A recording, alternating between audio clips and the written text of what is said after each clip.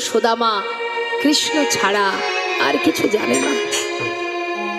সন্তান কোথায় থাকবে, স্ত্রী কোথায় থাকবে, তাদের কি হবে, কিভাবে দিন কাটবে, কোনো লক্ষ্য নেই তার।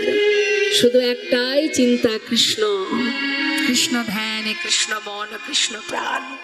স্বামী, জীবনে তোমার এত কষ্ট, এত দুঃখ, এত যন্ত্রণা তোমার, যাও তোমার বন্ধুর কাছে যাও, দুটো দিন তার কাছে থেকে এসো। আমার বিশ্বাস একটু হলেও তুমি শান্তি পাবে। যাও স্বামী, ঘরে ফিরে তুমি তোমার বন্ধুর কাছে যাও। এমনই লক্ষ্মীমন্ত বউ, সে যদি না পাঠাতো মা সুদামা যেতে পারতো? নিজের কথা ভাবলো না, সন্তানের কথা ভাবলো না, স্বামীর সুখের জন্য স্বামীকে গোবিন্দ দর্শনে পাঠিয়ে দিলেন। যাও স্বামী, একটু তো সুখ পাবে, যাও। এই তো হচ্ছে প্রকৃত সতী রমণী।